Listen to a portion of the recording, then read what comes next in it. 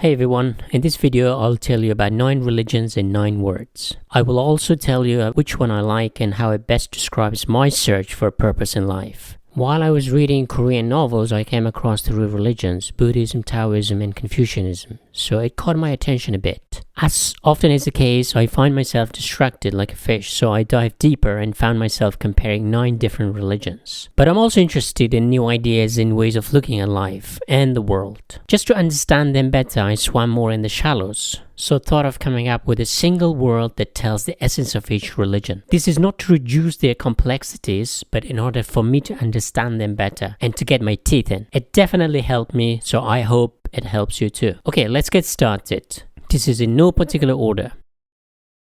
We'll start with Shintoism. It's an animistic religion originated in Japan, which literally means the way of God. Shin being God and To meaning way. What is the best word to describe Shintoism? First, I thought the word spirit. In Shinto, everything has a spirit. People, animal, objects, everything. Some have greater spirits, therefore it's called kami, deity or messenger of God. For example, Fox is the god of rice production and business. But I think Shinto can be described by word action. How? Shinto believes in rituals and action more than beliefs. Not what you think, but what can be done, so it's pragmatic in essence. Shintoism had a massive influence in the modernization of Japan, as it was the perfect partner with capitalism. In Shinto shrines, you can buy charms for all sorts of problems: health, poverty, lack of romance, safety, etc. So anything is possible as long as you wish for it and work for it. When Japan ended its 250 years of isolation and started modernizing in the 1860s, it also adopted Shintoism as a state religion to promote Japanese nationalism,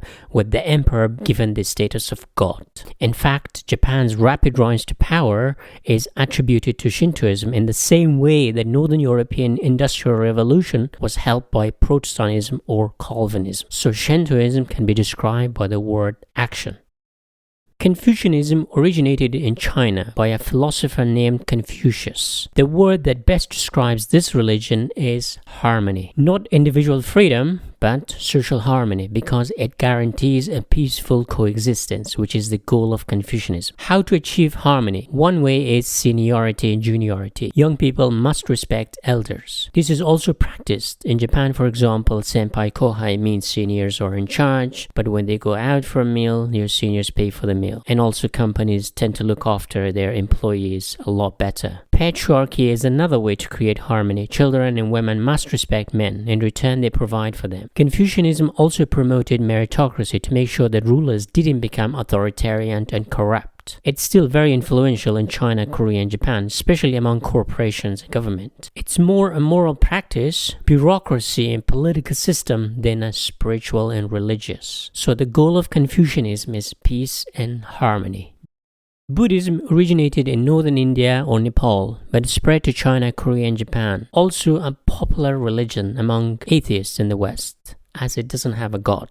I think detachment is the word that best describes Buddhism. Detachment from social, financial, political, and romantic engagement, as they are all temporary. In order to be happy, one should not give in too much to desires. One suffers more as a result of too much expectations, desires, and wishes. The more we feed our desires with possessions, power, fame, success, and lust, the more we want. This causes mental suffering. To be truly happy, one should renounce attachment and reach the state of nirvana, where you suffer no more. Typically, Buddhist temples tend to be in the forest, mountain, generally away from the city, to show that you are detached.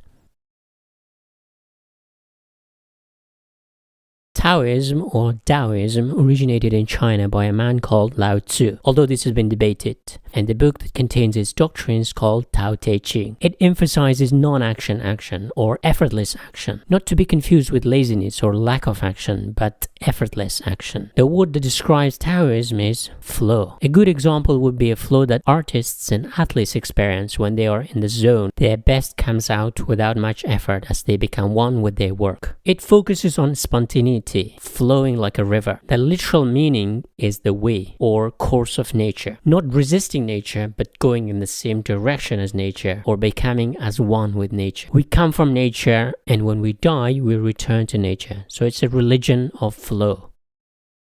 Hinduism originated in India. It's a polytheistic religion that contains a variety of teachings and ideas, so it's not easily identifiable. The main teachings are karma, loosely translated as cause and effect, but in fact it encompasses all actions, intentions, and consequences. Dharma, which means virtues or the good way of living. Samsara, the cyclical nature of the world, such as death and rebirth. And the goal is to reach moksha, which is a liberated state of enlightenment or release from the cycle of death and rebirth. So to sum it up with one single word, my pick would be diversity. It's a way of life, so there's no single path to reach enlightenment. There are many ways you can reach enlightenment. Fun fact, the famous temples of Angkor Wat in Cambodia are actually Hindu temples.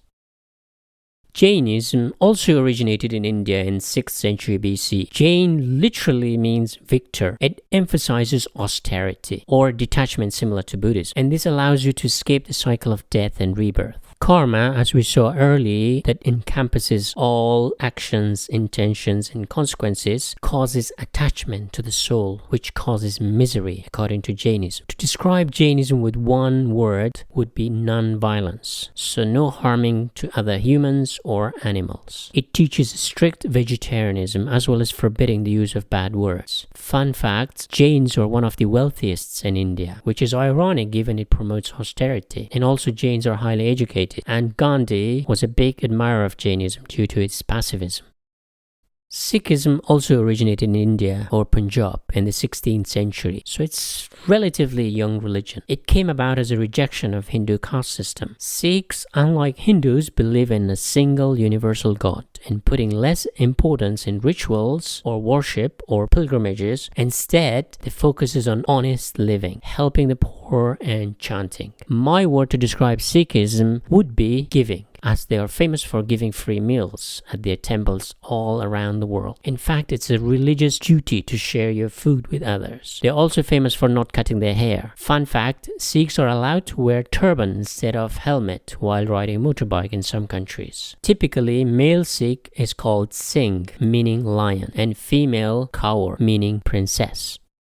Shamanism is practiced mostly in Siberia and Mongolia, Northern Asia. They believe that good and bad spirits exist, and shamans, or the chosen ones, can communicate with the spirit world to heal sickness and problems. They can also go on vision quests where they can communicate with their ancestors, even leave their body while in the state of trance. I was lucky to witness a shaman quest session in Mongolia a few years ago. People would visit the shamans to ask about their ancestors or predict the future. I was surprised by the amount of alcohol that shaman drank while he was on the quest to communicate with the spirit world. So I think the word communicate can best describe shamanism.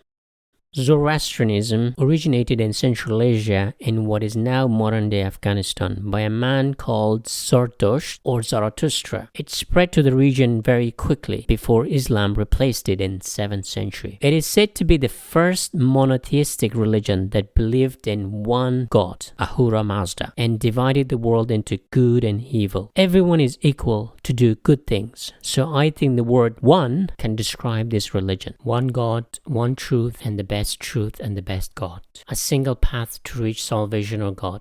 Probably the most influential religion on Western notion of equality and single truth, which is the basis of modern science, as everyone seems to believe that there has to be one single truth out there. Once you believe in one truth, everyone else has to be wrong. Therefore, politics comes to play to unify everyone along a single path. Many people argue that Judaism, Christianity, and Islam adopted the one God idea from Zoroastrianism. And Friedrich Nietzsche, the German philosopher, believed that the single God idea came from this religion. So the word one makes it easy to understand. Zoroastrians believe in 3 doctrines: good thoughts, good words, and good deeds. Fire is an important element in their worship, and it has cleansing power. Fun fact, the Japanese car company Mazda has taken the name from the Zoroastrian god of Ahura Mazda. Okay, before I tell you which one I am interested in, let me make it clear that I am an agnostic, so not religious at all, but I do like interesting and new ways to look at life, other than the consumerist and capitalist point of view, if that makes sense. I'm really interested in Taoism. Let me tell you why.